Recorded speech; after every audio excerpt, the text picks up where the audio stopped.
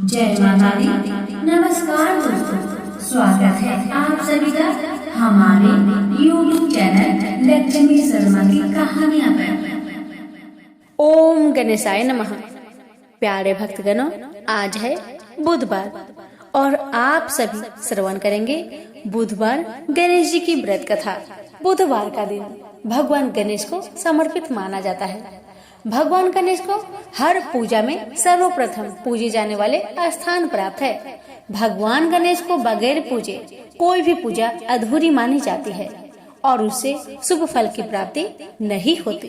जो भी जातक बुधवार के दिन व्रत का पालन करते हैं, उन्हें भगवान गणेश की असीम कृपा प्राप्त होती है। बुधवार के व्रत का पालन करने वाले लोग को कम से कम 7 बुधवार तक व्रत करना चाहिए, जबकि ज्यादा से ज्यादा इसे आजीवन तक भी किया जा सकता है। बुधवार व्रत करने के लाभ। बुधवार को जो भी भक्त व्रत करते हैं, बुधवार को व्यापारियों का स्वामी भी माना जाता है। इसलिए इस दिन व्रत रखने से व्यापार में वृद्धि होती है। घर में सुख समृद्धि हमेशा बनी रहती है। इस दिन व्रत रखने से एकाग्र क्षमता बढ़ने के साथ दिमाग तेज होता है, क्योंकि बुध बुद्धि के देवता भी हैं। इनके व्रत को जो भी भक्त नियम पूर्वक श्रद्धा भक्ति के साथ करता है और इनकी कथा को प्रत्येक बुधवार को श्रवण करता है, उसकी सभी मनोकामना अवश्य पूर्ण होती है। इसलिए प्यारे भक्तगणों, अगर आप व्रत करते हैं तो कथा को पूरा श्रवण अवश्य करें। भगवान आपकी हमारी सभी की मनोकामना को पूर्ण करे। प्रेम से बोलिए बुद्ध देव की जय, गणेश महाराज की जय। आइए श्रवण करते हैं कथा। एक बार एक मेढक और मेढकी तालाब में साथ रहते थे। मेढक गणेश जी का बहुत बड़ा भक्त था। वह हर रोज गणेश जी की पूजा करता था। वह कुछ काम न करता, बस गणेश जी का नाम जपता रहता। मेढकी उससे बहुत परेशान थी। एक दिन मेढकी ने गणेश जी की मूर्ति छिपा दी। मेढक आया और गणेश जी की मूर्ति के बारे में पूछने लगा तो मेढकी ने बोला कि मुझे नहीं पता। एक दिन एक औरत उनके तालाब के पास आई और उसने अपने मटके में पानी भरने लगी। जैसे ही उसने पानी भरा, वैसे ही मेढक और मेढकी उसके मटके के अंदर चले गए। घर जाकर उस औरत ने पानी गैस पर रख दिया। मेढक और मेढकी भी साथ में जलने लगे। मेढकी मेढक को बोलने लगी कि तुम तो गणेश जी की बहुत बड़ी भक्त हो, तो बोलो गणेश जी को हमें बचाए। मेढक ने यह सुनकर गणेश जी का नाम जपना शुरू कर दिया। थोड़ी देर बाद एक सांड आया और अपने दोनों सींग मटके पर जा मारा और मटका जमीन पर गिरकर टूट गया और दोनों बच गए। मेढक ने घर जाकर गणेश जी की मूर्ति मेढक को लौटा दी और उसने भी गणेश जी का पूजन करना शुरू कर दिया। तो प्रेम से बोलिए गणेश महाराज की जय हो।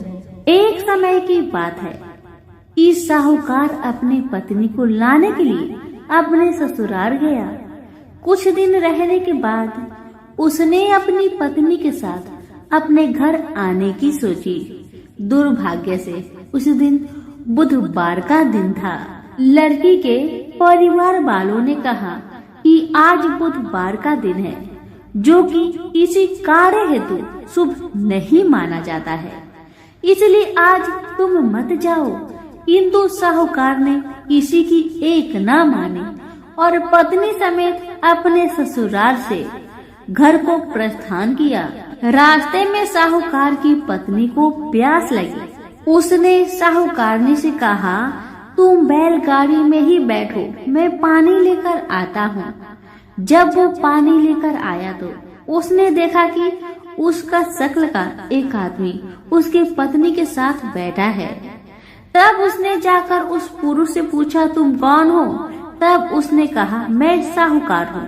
और फिर दोनों के बीच में झगड़ा शुरू हो गया और वहाँ लोग और कुछ सिपाही आ गए, जिन्होंने उस स्त्री से पूछा, तुम्हारा पति कौन है?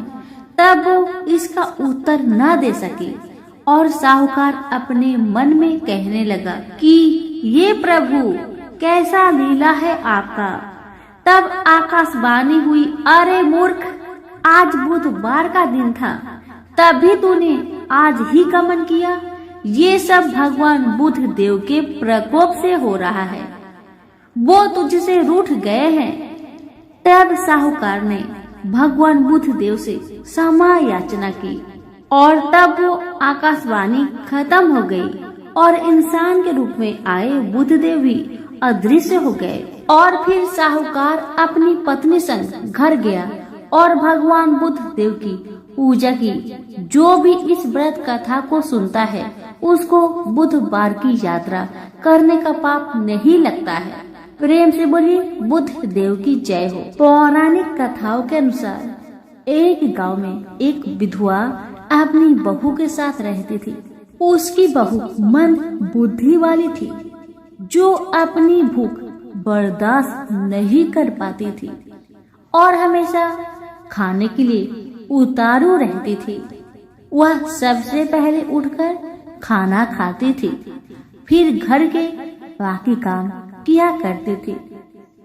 एक दिन विधवा ने अपने घर में पूजा करवाने का सोचा, लेकिन वह थोड़ी परेशान थी क्योंकि उसकी बहू अगली सुबह उठते ही खाने के लिए दौड़ेगी और पूजा के लिए बनाए गए पकवान को जूठा कर देगी।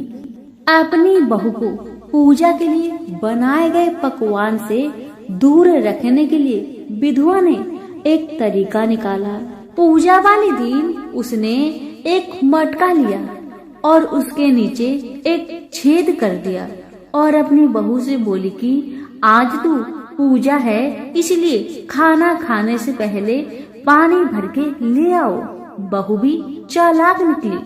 उसने देख लिया था कि विधवा ने मटके के नीचे छेद कर दिया है, इसलिए वह अपनी साड़ी में आटा बांधकर पनघट पर चली गई।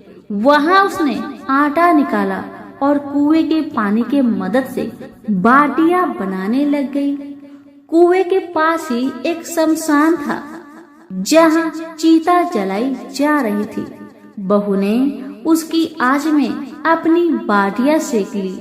उसकी बाटियां सूखी थी तो वह पास में ही गणेश भगवान का एक मंदिर था। बहू वहां पर चली गई जहां गणेश जी को किसी ने चोला चढ़ाया हुआ था। उसने देखा कि गणेश जी की तोंद पर घी लगा हुआ है। उसने उस घी को अपनी बाटी पर लगा लिया और उसका भोग गणेश जी को लगाकर वह बाटी खा ली और बहू घर वापस चली आई। बहू की इस हरकत पर गणेश जी को बहुत गुस्सा आया और उन्होंने गुस्से में अपने नाक पर उंगली चढ़ा लिया। जब गांव वाले ने देखा कि गणेश जी ने अपने नाक के ऊपर उंगली चढ़ा लिया है तो उन्हें मनाने के लिए बहुत जद्दोजहद किया गया, लेकिन गणेश जी ने अपनी उंगली वापस नहीं उतारी। जब यह बात राजा को पता चली तो राजा ने बड़े बड़े पंडितों और ज्योतिषों को बुलवाया और हवन करवाया, लेकिन गणेश जी फिर भी नहीं माने। सब बहुत चिंतित थे। राजा ने पूरे गांव में यह ऐलान करवा दिया कि जो भी इंसान गणेश जी की नाक पर से उंगली हटाने में सफल होगा उसे इनाम के तौर पर 5 गांव दिया जाएगा। गांव के सभी लोग गणेश जी को मनाने आए, लेकिन गणेश जी किसी से भी न माने और अपनी उंगली नाक पर चढ़ाए रखे। अंत में विधवा की बहू बोली कि अगर सब उसे आज्ञा दे तो वह गणेश जी की उंगली हटा सकती है। उसकी बात सुनकर उसकी विधवा सासू माँ हंसने लगी और बोली कि जब बड़े बड़े विद्वान कुछ नहीं कर पाए तो वह कैसे गणेश जी को मना पाएगी। तब किसी ने बोला कि जब सब लोगों को मौका मिला तो उसे भी एक मौका मिलना चाहिए। फिर सभी लोग बहू को एक मौका देने के लिए मान गए। लेकिन बहू ने एक शर्त रखी। उसने कहा कि उसके घर से लेकर मंदिर तक पर्दा बांध दी जाए। सब लोगों ने सोचा कि इतना तो हो ही चुका है, तो पर्दा बांधने में क्या जाता है। बहू के कहे अनुसार उसके घर से लेकर मंदिर तक पर्दा लगाया गया। बहू ने अपना दिमाग लगाया और वह अपने साड़ी की आंचल में मोगली छिपाकर मंदिर चली गई। अब बहू ने मंदिर में जाकर गणेश जी से बोला कि मैंने आपके तोन से जरा सा घी क्या ले लिया, आपने अपने नाक पर उंगली चढ़ा ली। अब आप नाक पर से उंगली हटाइए या दूं एक मोगरी की, अभी आपके टुकड़े टुकड़े हो जाएंगे। बहू की यह चेतावनी सुनकर गणेश जी थोड़ा डर गए और उन्होंने सोचा कि यह तो पूरी पागल है, कहीं सच में यह मुझे मोगरी न मार दे। अब तो गणेश जी ने बिना सोचे समझे अपनी नाक पर से उंगली हटा ली, जिसे देखकर गांव वाले बहुत खुश हो गए और बहू का जय जयकार करने लगे।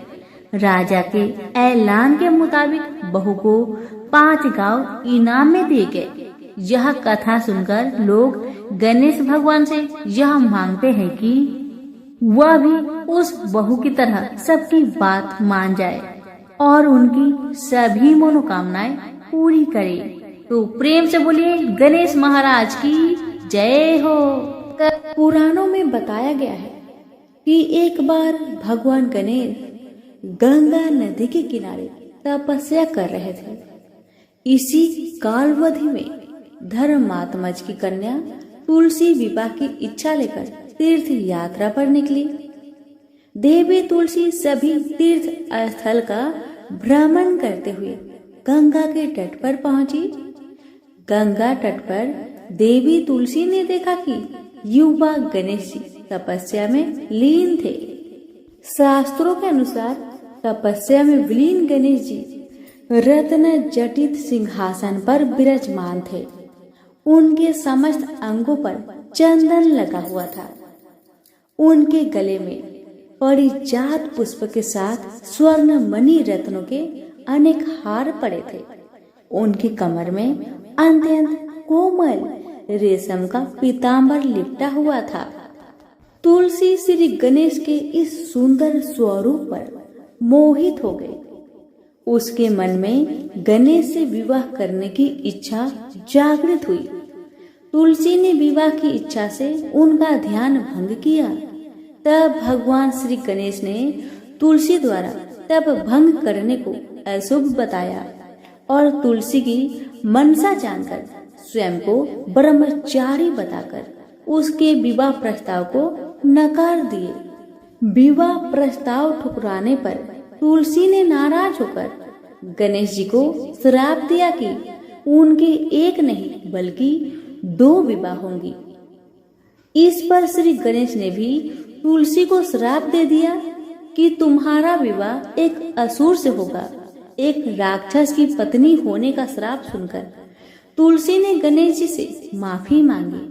तब गणेश जी ने तुलसी से कहा कि तुम्हारा विवाह शंखचूड़ राक्षस से होगा, किंतु फिर तुम भगवान विष्णु और श्री कृष्ण को प्रिय होने के साथ ही कलयुग में जगत के लिए जीवन और मोक्ष देने वाली होगी।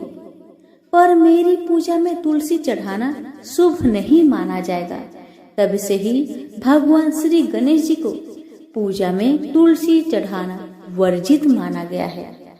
प्रेम से बोलिए गणेश जी की जय, तुलसी जी की जय।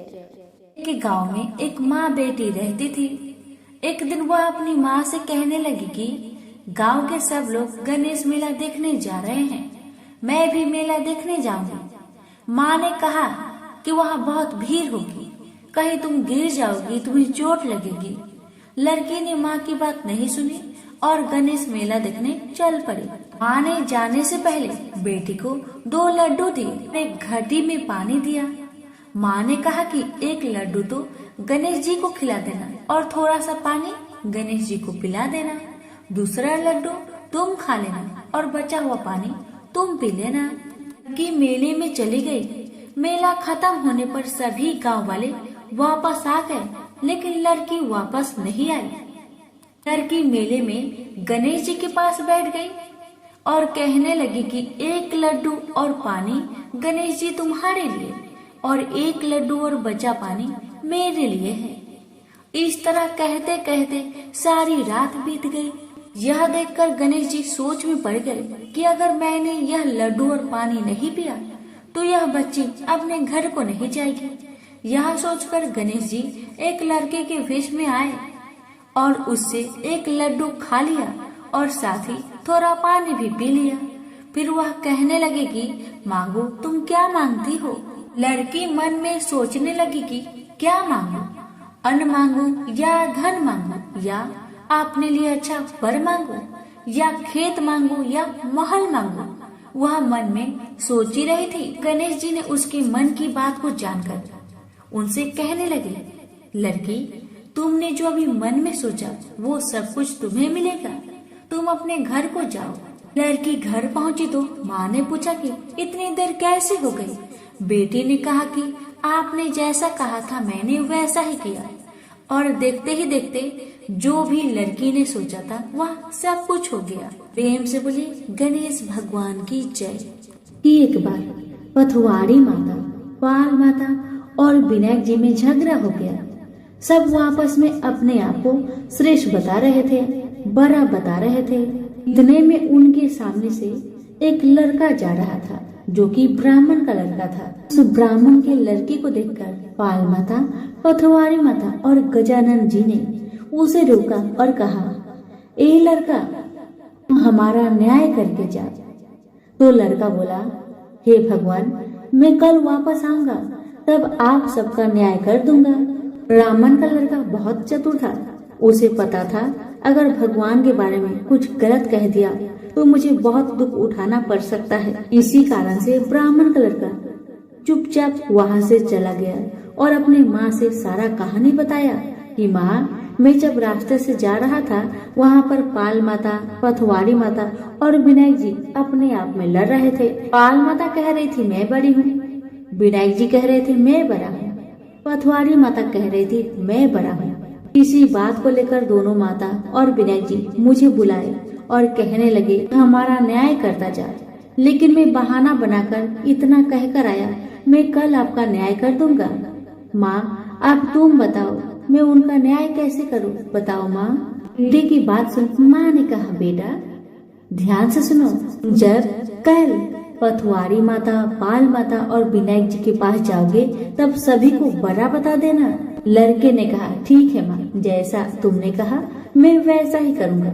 दूसरे दिन लड़का वहाँ पर चला गया जहाँ दोनों माता और विनायक जी रहते हैं। ब्राह्मण का लड़का सबसे पहले पाल माता से बोला, हे पाल माता, आप बड़ी हैं क्योंकि हर व्यक्ति आता है और स्नान ध्यान करके शुद्ध होकर जाता है और आप सबकी रक्षा करती हैं, इसलिए आप बड़ी हैं। तो ब्राह्मण लड़का गया पथवारी माता के पास और कहने लगा, हे माता, आप सबसे बड़ी हैं क्योंकि जितने भी तीर्थ धर्म ध्यान कर ले पर आपकी पूजा किए बिना उनका कार्य पूर्ण नहीं होता। आप जीवित को भी तारती हैं और मरने के बाद भी उद्धार करती है। ये पथवारी माता पथ की धारणी, इसलिए आप बड़ी है। अब विनायक जी की बारी आया तो लड़का बोला, हे भगवान, सबसे पहले शुभ काम में आपको ही मनाया जाता है। आपको ध्याए बिना कोई काम सिद्ध नहीं होता, इसलिए हे विनायक जी आप बड़े हैं। माता, पथवारी माता और विनायक जी लड़के की चतुराई पर बहुत प्रसन्न हुए और बोले, हे लड़के, तुमने तो हम सबको ही बड़ा कर दिया। हम सब तुमसे बहुत प्रसन्न हैं, इसलिए जा हम तुम्हें आशीर्वाद देते हैं कि तुम सदा सुखी रहो। और उसके साथ ही पथवारी माता, पाल माता और विनायक जी ने जौ के 2-4 दाने उसके अंगूठे में डाल दिया। जौ के दाने को देखकर लड़का सोचने लगा, तो घाटे का सौदा हो गया। मैंने अपना दिन को खराब करके देवी देवताओं का न्याय किया और इसके बदले में मुझे कुछ जौ के ही दाने मिले। उदास मन से वह ब्राह्मण का लड़का जौ के दाने को अंगोछे में लपटकर घर जाके एक कोने में डाल दिया। बेटा घर आया तो माँ ने पूछा, बेटा न्याय कर आया, क्या मिला तुम्हें? राजा ने कहा, घर के कोने में अंगोछे में रखा हूँ, जाकर देख लो। जैसे ही वहाँ गई, अंगोछे को उठाई, उसमें से ढेर सारे हीरे मोती का ढेर बरसने लगे। ये देखकर तो माँ अत्यंत प्रसन्न हो गई। माँ ने बेटे को बुलाया और कहा, बेटा आज तो पाल माता, पथवारी माता और विनायक जी आज तो हम पर प्रसन्न हुए हैं। माँ बेटी बहुत प्रसन्न हुए। हे भगवान, हे पाल माता, हे पथवारी माता, हे विनायक जी, ऐसे आपने ब्राह्मण के लड़के को दिए, वैसे सबको देना। कहानी कहने वाले, सुनने वाले, हुकार भरने वाले को सुख समृद्धि धन धान्य देना। प्रेम से बोलिए, पाल माता, पथवारी माता, विनायक जी की जय। एक ब्राह्मण था जो नित्य प्रतिदिन सुबह उठकर गंगा जी स्नान के लिए जाता था और आकर विनायक जी का पूजा करता और विनायक जी की कहानी सुनता था। ब्राह्मण की पत्नी को पूजा करना अच्छा नहीं लगता था। जब भी ब्राह्मण पूजा करता तो ब्राह्मणी गुस्सा हो जाती थी और कहती थी कि सुबह पहले पूजा करने के लिए बैठ जाते हो, मैं झाड़ू निकालती हूँ, घर का काम करती हूँ, तुम्हें कोई काम नहीं है क्या? ब्राह्मण अपनी पत्नी की बातों पर ध्यान ही नहीं देता था। एक दिन की बात है, ब्राह्मण गंगा जी नहाने के लिए चला गया। ब्राह्मणी ने विनायक जी को छुपा कर रख दिया। जब ब्राह्मण गंगा नहाकर वापस आए, विनायक जी की मूर्ति नहीं मिली तो ब्राह्मणी से पूछने लगा कि विनायक जी की मूर्ति कहाँ गई? ब्राह्मणी कहने लगी, मुझे क्या पता तुम्हारे विनायक जी कहाँ गए। अब तो ब्राह्मण खाना पीना खाना बंद कर दिया। ब्राह्मणी ने कहा, खाना खा लो, लेकिन ब्राह्मण ने कहा, जब तक मैं विनायक जी का पूजा नहीं कर लेता तब तक मैं अन्न जल ग्रहण नहीं करूँगा। ब्राह्मणी ने ब्राह्मण को बहुत समझाया, मगर ब्राह्मण ब्राह्मणी की बात नहीं माने। अब तो ब्राह्मण और ब्राह्मणी दोनों झगड़ने लगे। दोनों को लड़ते झगड़ते देख विनायक जी की मूर्ति हंसने लगी। तब ब्राह्मणी गुस्से में आकर बोली कि मूर्ति वहाँ रखी है। उसके बाद ब्राह्मण ने विनायक जी की पूजा अर्चना की। तब अचानक ही विनायक जी की मूर्ति बोल उठी कि तुझे मेरी सेवा करते हुए बहुत दिन हो गए हैं, कुछ मांगो मुझसे। ब्राह्मण बोला कि अन्न मांगो कि धन मांगो, जितना दुनिया में सुख है क्या वह सब सुख मांगो। तब विनायक जी ने सारा सुख, धन, अन्न सब ब्राह्मण को दे दिए। ब्राह्मण मूर्ति को मंदिर में रखकर पूजा अर्चना करने लगा। ब्राह्मण को इतना अन्न धन मिलने से उसकी भी पूजा करने की श्रद्धा जाग उठी और वह भी ब्राह्मण को बोलकर मूर्ति घर में रखवाई और खूब प्रेम से गणेश महाराज की पूजा करने लगी। हे विनायक जी महाराज, जैसा सुख अपने ब्राह्मण को दिया वैसा सुख सबको देना। विनायक जी की कहानी कहने वाले को, विनायक जी की कहानी सुनने वालों को और हुक्कार भरने वालों को और पूरे परिवार को देना। तो बोलो गजानंद गणेश जी महाराज की जय, विनायक जी महाराज की जय। विनायक जी और देवरानी जेठानी की कहानी। दो देवरानी और जेठानी थी। देवरानी के पास बहुत धन था, लेकिन जेठानी बहुत गरीब थी। जेठानी गणेश जी की बहुत आराधना करती थी। वह अपनी देवरानी के घर आटा पीसने जाती थी। जिस कपड़े से वह आटा छानती, उसी कपड़े को वह अपने घर को लाकर पानी में घोलकर अपने पति को पिला देती थी। एक दिन देवरानी के लड़के ने देख लिया और अपनी माँ से बोला कि माँ, ताई यहाँ से आटा का कपड़ा ले जाकर ताऊ जी को घोलकर पिला देती है। देवरानी की बात सुनकर बहुत गुस्सा हुई जेठानी और गुस्से में बोली कि मेरे घर से आटा छानने के बाद कपड़ा यहीं पर रखकर हाथ धोकर जाए। वह ऐसा ही करने लगी, लेकिन जब वह घर जाती तो उसका पति बोलता कि मुझे आटा घोलकर दे, मुझे बहुत भूख लग रही है। जेठानी ने बोला कि आज उसने आटा छानने का कपड़ा रख लिया। तब उसका पति गुस्से में आकर उसको मारने लगा। उस रात वह गणेश जी करते हुए सो गई। गणेश जी आए और उन्होंने पूछा, क्यों सो रही है? वह बोली कि मेरी देवरानी के आटा छानने को कपड़े लाकर मेरे पति को घोलकर पिला दी थी। आज उसने कपड़ा रख लिया, इसलिए आज मैं अपने पति को आटे के घोल पिला नहीं सकी, इसलिए मेरे पति ने मुझे मारा। गणेश जी ने कहा कि मैं घर घर से तिलकुट्टा खाकर आया हूँ, इसलिए मुझे शौच जाना है। कहाँ पर जाऊँ बताओ? उसने कहा कि महाराज बहुत जगह पड़ी है, कहीं पर भी चले जाओ। गणेश जी शौच करके वहाँ से चले गए। थोड़ी देर बाद जब उसने उठकर देखा कि सारा घर तो हीरे से जगमगा रहा है, वह धन को इकट्ठा करने लगी। तो देवरानी के घर जाने में देर हो गई। देवरानी ने लड़के को भेजा कि देख कर आओ, आज ताई क्यों नहीं आई। लड़के ने आकर देखा कि ताई के घर में तो बहुत सारा धन हो रहा है। उसने जल्दी जाकर अपनी माँ को बताया। देवरानी दौड़ी दौड़ी आई और पूछा कि तेरे यहाँ इतना धन कहाँ से आया? तब जेठानी ने सारी बात बता दी। इतनी बात सुनकर देवरानी घर पर आई और अपने पति से बोली कि मुझे भी लकड़ी से मारो। जेठानी के पति ने उसे लकड़ी से मारा था। उसके घर बहुत धन हो गया।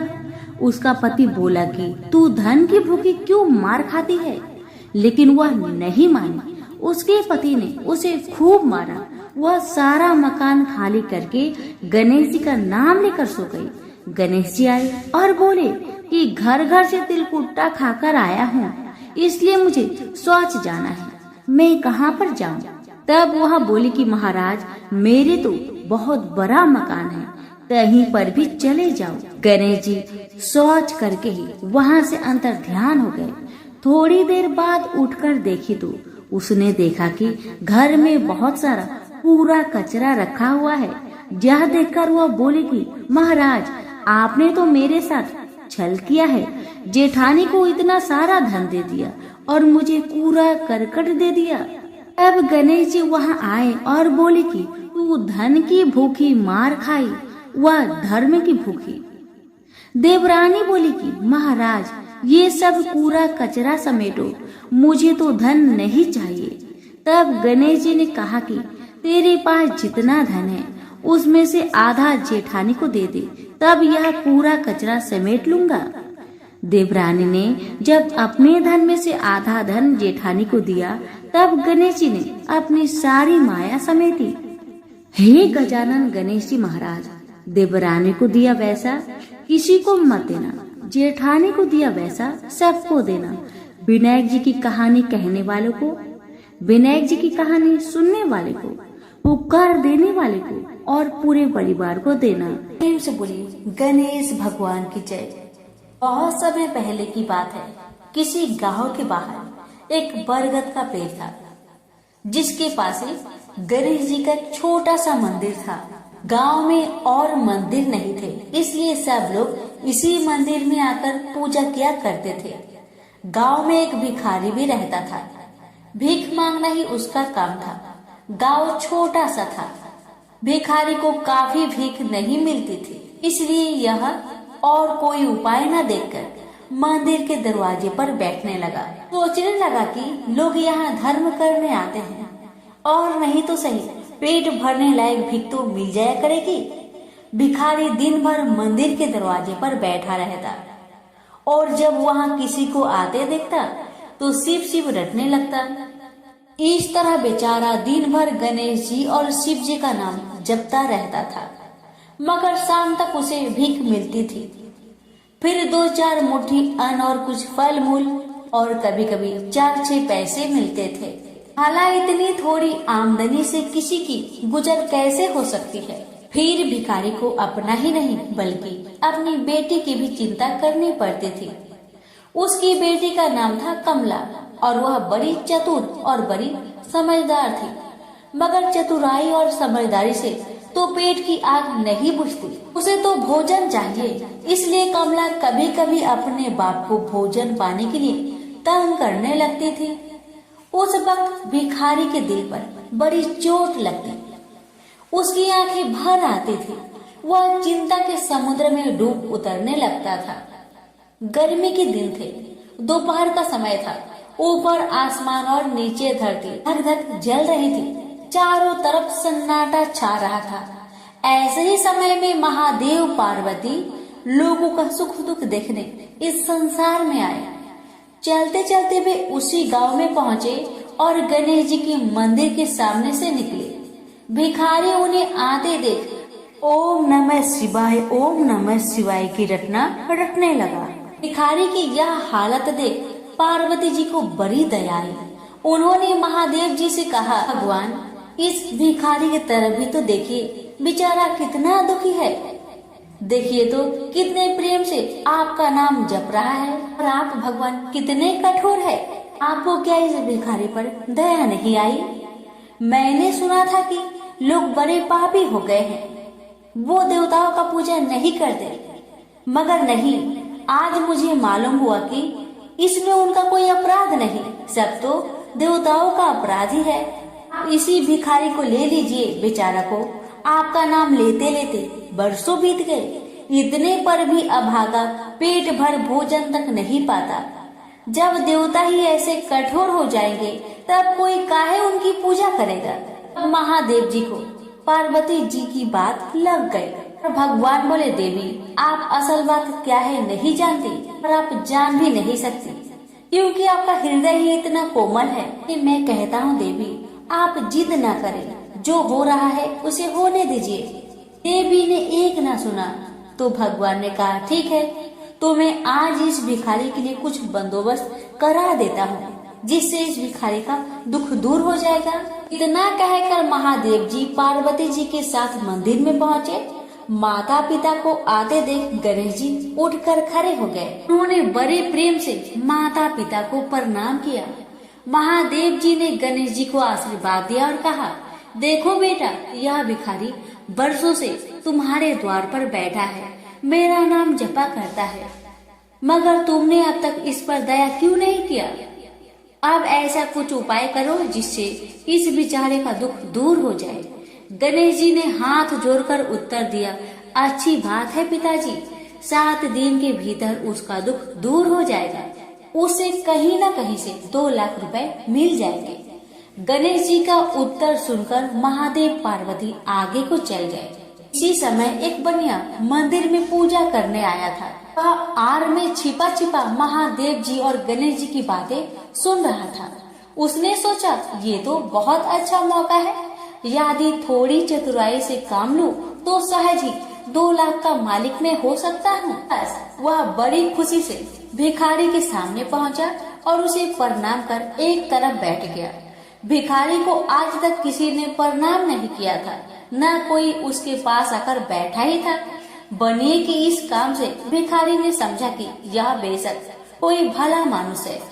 वह मन ही मन प्रसन्न हुआ और बनिए से बोला, बाबा आप बहुत दयालु जान पड़ते हैं, ये मेरे पास आने की कृपा क्यों कर हुई?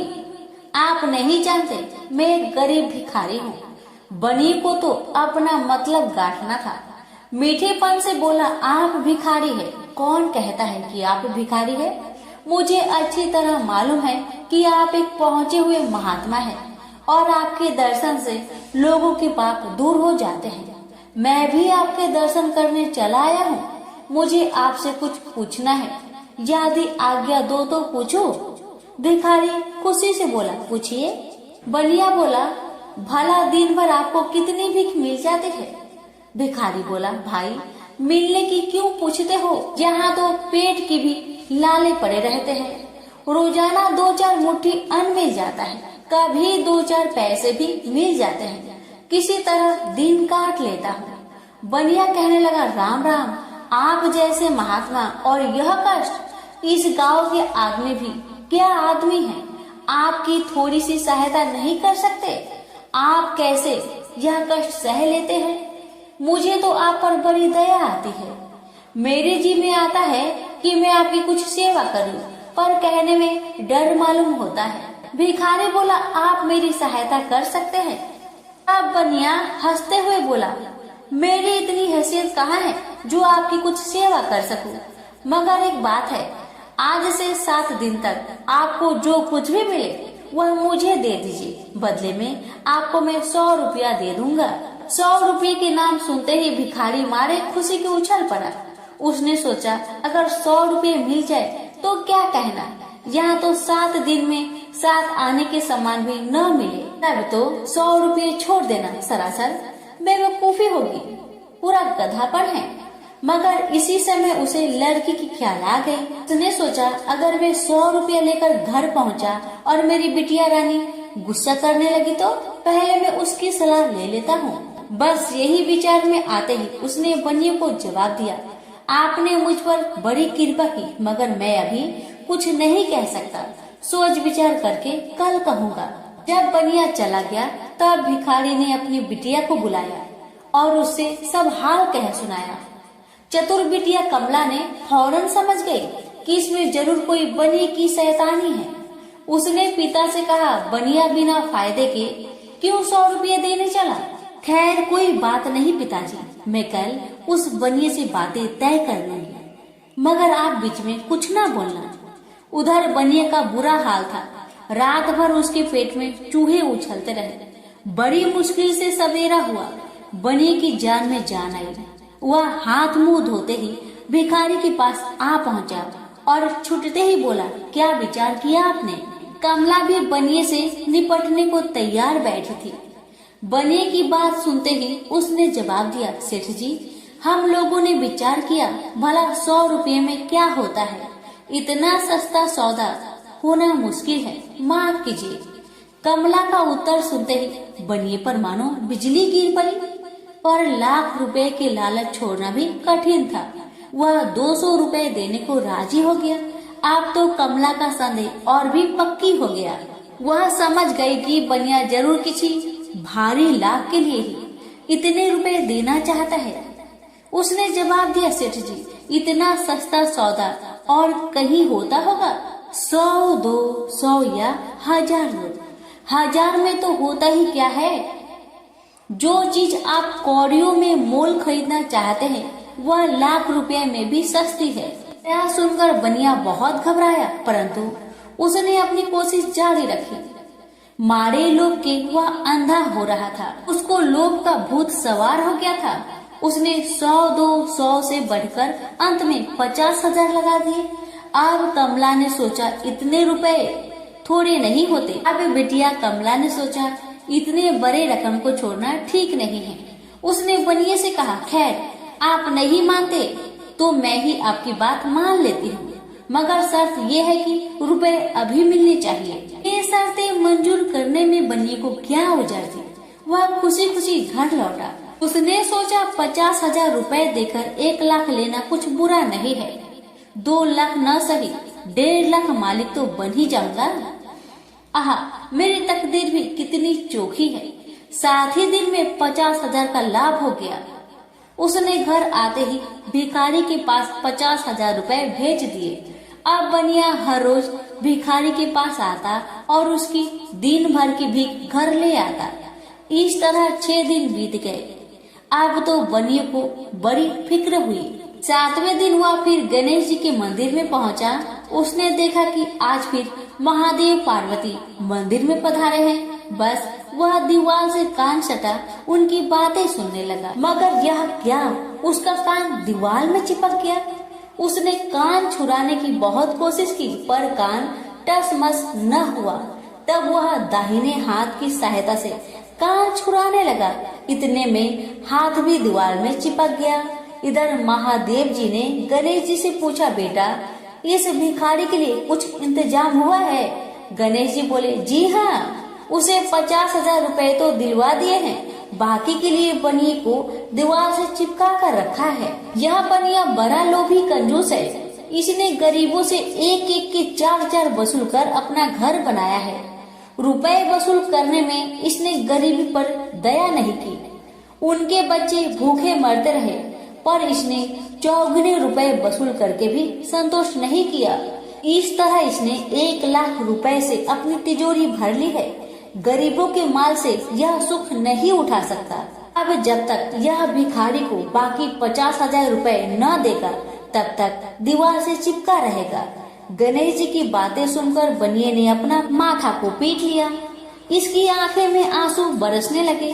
जब उसने घर से 50,000 रुपए मंगवाया और भिखारी को दे दिए, तब कहीं दीवार से उसका पीछा छूटा। से बोलिए गणेश भगवान की जय, उमापति शंकर भगवान की जय। अब सुनिए बुधवार गणेश जी की आरती। जय गणेश जय गणेश जय गणेश देवा, माता जाकी पार्वती पिता महादेवा। एक दंते दया बनते चार भुजाधारी, माथे सिंदूर सोहे मोस की सवारी। जय गणेश जय गणेश जय गणेश देवा, माता जाकी पार्वती पिता महादेवा। पान चढ़े फल चढ़े और चढ़े मेवा, लड्डुअन का भोग लगे संत करे सेवा। जय गणेश जय गणेश जय गणेश देवा, माता जाकी पार्वती पिता महादेवा। अंधन को आंख देते कौड़िन को काया, बाझन को पुत्र देते निर्धन को माया। जय गणेश जय गणेश जय गणेश देवा, माता जाकी पार्वती पिता महादेवा। सूर्य श्याम शरण आए सखल कीजे सेवा, माता जाकी पार्वती पिता महादेवा। दीनन की लाज रखो शंभु सुतेकारी, कामना को पूर्ण करो जाऊं बलिहारी। जय गणेश जय गणेश जय गणेश देवा, माता जाकी पार्वती पिता महादेवा। प्रेम से बोलिए गौरी गणेश की जय। अब सुनिए बुधवार की दूसरी आरती। आरती युगल किशोर कीजिए, तन मन धन न्यौछावर कीजिए, तन मन धन न्यौछावर कीजिए। गौरे श्याम सुख निरखत रीझे, हरि को स्वरूप नयन भरी पीजे। रवि शशि कोटि बदन की शोभा, ताहि निरिख मेरो मन लोभा। ओढ़े नील पेट पट सारी, कुंज बिहारी गिरिवर धारी। फूलन की सेज फूलन की माला, रत्न सिंहासन बैठे नंद लाला। मोरे मुकुटे मुरली करे सोहे, नटवर कला देखी मने मोहे। कंचन थार कपूर की बाती, हरियाए निर्मल भई छाती। श्री पुरुषोत्तम गिरिवर धारी, आरती करे सकल ब्रज नारी। नंद नंदन ब्रज भान किशोरी, परमानंद स्वामी अभी चले जोरी। प्रेम से बोलिए श्री कृष्ण भगवान की जय, राधा रानी की जय।